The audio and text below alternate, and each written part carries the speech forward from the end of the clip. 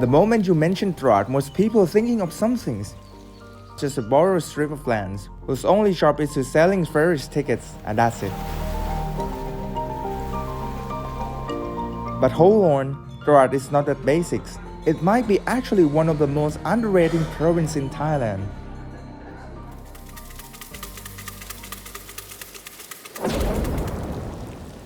The rain here is falling in a way that it feels like the sky is mocking you.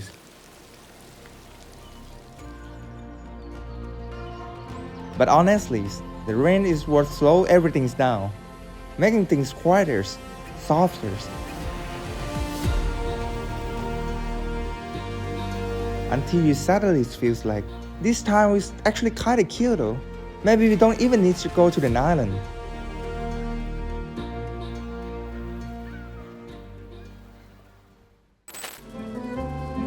The name Trat is come from the local tree called Trat that used to grow here in abundance. Once upon a time, Trat was a circle piece on the power chessboard between Thailand and France.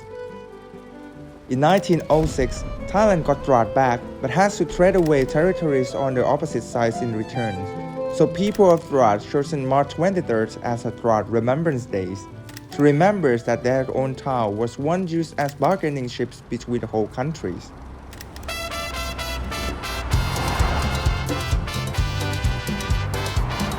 We start our trip with our stomach loudly protesting, so we stop at a quiet place locals recommend with full confidence. Kiew Nong Bua is a legendary old shop. Mr. Dang, the owners, used to sell wontons from bicycle before it grew into one of the most beloved local eaters in town. The egg noodles are chewy in the best ways. The wonton skin is thin, its fill is packed, and the mattress shrimp tom yum is so fresh.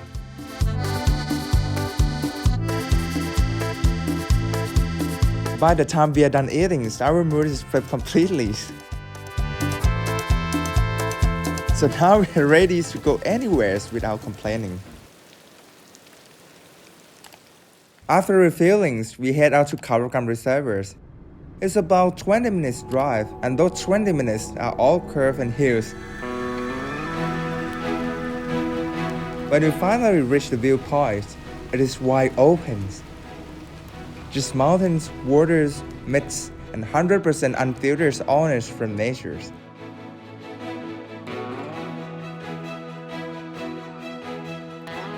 This place used to be a small forest monastery. There was monks, a pavilions that when the reservoirs was built, everything went under. The monks went under, the pavilions went under.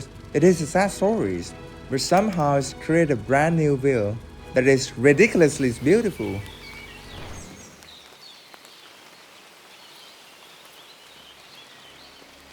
We originally come to see a drive temples since we saw in the photos, but when we arrived during the water release period, so instead of temples sticking out of waters, we got a wide, empty climb landscape.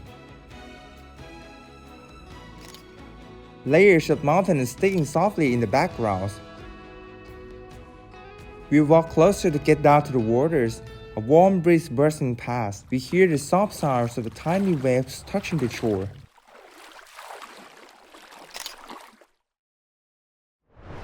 It is one of those moments that nothing special happens.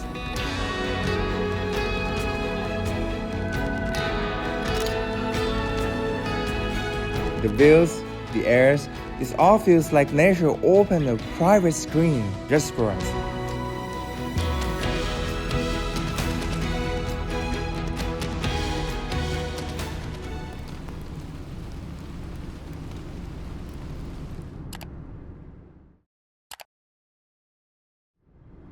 Back in town, we stopped by the city's Pillar Shrine of Trat. From outside, it looked pretty ordinary Chinese-style house. But the stories behind it, definitely not ordinary. Legend has been is that when King Taksin the Great passing through Trat, he ordered this shrine to be built. Later, when French came and occupied Trat, they tried to demolish the shrine to crush the morals of the locals, but the strange accidents keep happening during the demolition attempts until they finally gave up. After that, people believe in the shrine even more. We step inside to pay respect while this rings outside.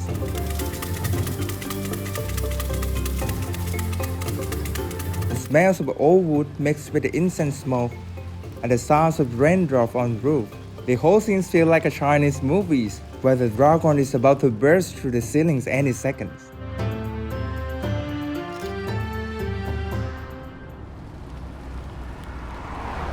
Not far from there is the Trat City Museum.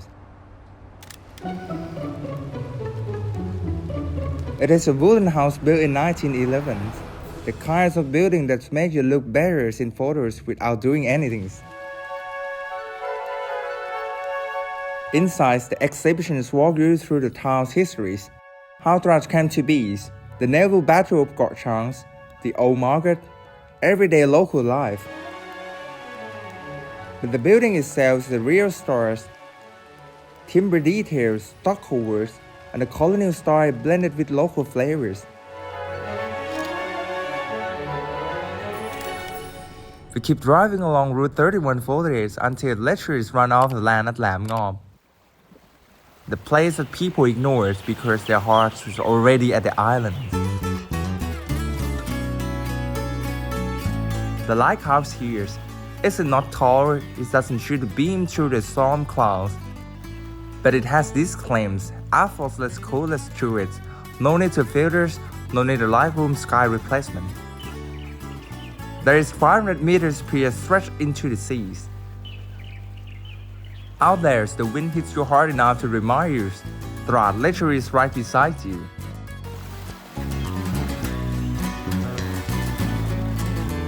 On both sides, the old wooden boat parking in casual light look like a movie prop that nature plays perfectly on purpose.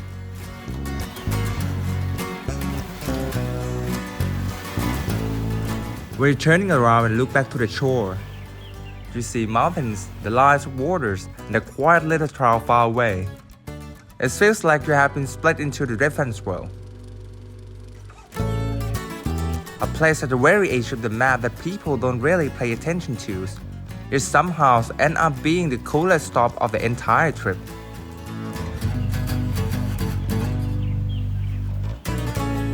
If you are that kind of person who doesn't like to expect too much, this house might be exactly your kind of place.